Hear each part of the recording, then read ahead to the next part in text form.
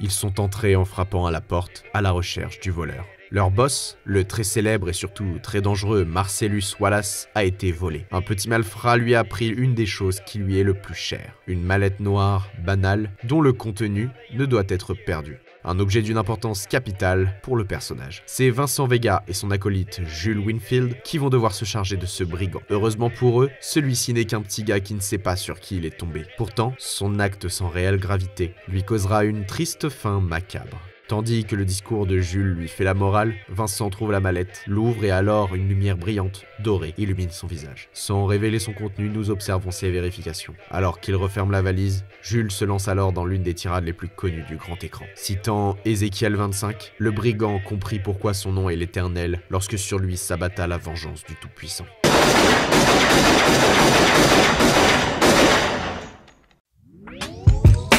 Voilà la scène qui ouvre les mésaventures de Vincent Vega dans le désormais classique Pulp Fiction de Quentin Tarantino. Avant de voir une Uma Thurman coquée, un Bruce Willis mettre des taquets bien durs à un gars très étrange et un Samuel L. Jackson bugué sur le nom français du Quarter Pounder with Cheese, du Royal Cheese du coup, nous avons découvert l'histoire de cette mallette. Et surtout, sans jamais voir complètement son visage, le diable que l'on nomme Marcellus nous est présenté.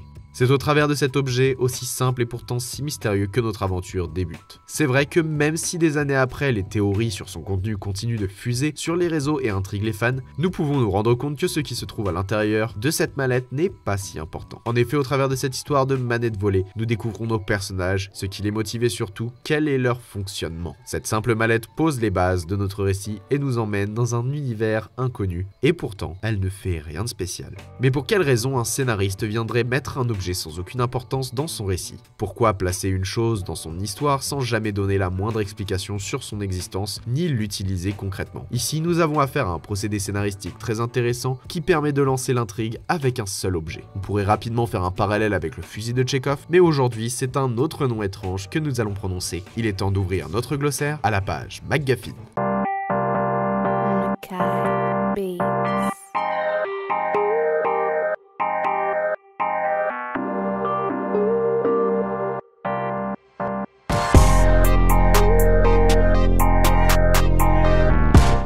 Le MacGuffin vient du terme guff, signifiant au sens littéral « bêtise ». Il est utilisé dans le cinéma pour désigner un objet, une chose ou une idée qui sert de prétexte à l'intrigue d'un film, mais qui n'a pas vraiment d'importance en soi. Ce concept a été popularisé par le réalisateur Alfred Hitchcock, qui a tendance à utiliser des éléments d'histoire qui servent à l'initier, voire à la justifier, mais qui ne sert absolument pas le récit. Il a d'ailleurs reçu plusieurs remarques lui demandant des explications rationnelles à tous les éléments de ses films, malgré leur non-importance. Dans ses propres films, le MacGuffin le plus authentique est sans doute l'argent volé par Marion dans le film Psychose, qui sera totalement oublié dès l'arrivée à l'hôtel de Norman Bates, pour des raisons assez logiques. Le MacGuffin peut prendre alors différentes formes. Il peut s'agir d'une personne, d'un objet, d'une information ou d'un secret. Le MacGuffin est souvent présenté comme étant d'une importance capitale pour un personnage et donc pour l'histoire, mais en réalité, il ne l'est pas vraiment pour nous spectateurs. L'objectif de celui-ci est de servir de catalyseur pour lancer l'intrigue et fournir des enjeux pour les personnages, mais il ne joue pas un rôle essentiel dans la résolution de l'histoire. Il s'agit d'un élément central qui permet simplement de créer un prétexte pour mettre en place une intrigue. On en trouve souvent dans les films d'espionnage ou de suspense, où les personnages se battent pour mettre la main sur un objet convoité. Un exemple célèbre est l'Arche perdue dans Les Aventuriers de l'Arche perdue, l'homme dans L'homme qui en savait trop, et évidemment la mallette de Pulp Fiction.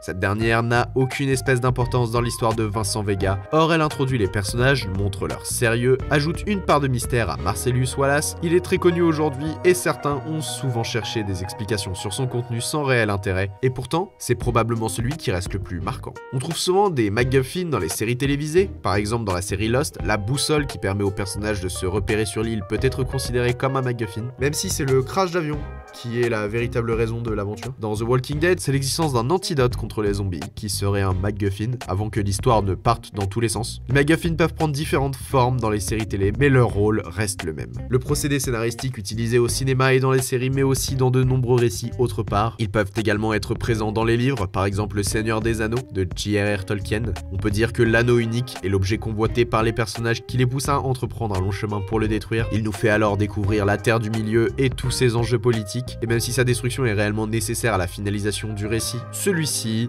n'est pas vraiment important dans l'histoire. Dans le premier tome d'Harry Potter, la pierre philosophale est un objet convoité par Lord Voldemort qui veut l'utiliser pour revenir à la vie, tout comme dans le second volet où, cette fois, c'est Dobby lui-même qui, en mettant en garde Harry, se révèle n'être qu'un simple procédé scénaristique. Les exemples font légion, on peut citer les fragments d'Eden dans la saga Assassin's Creed et aussi les trésors légendaires dans Uncharted ou Tomb Raider qui les poussent à explorer des lieux exotiques et affronter des ennemis assez dangereux.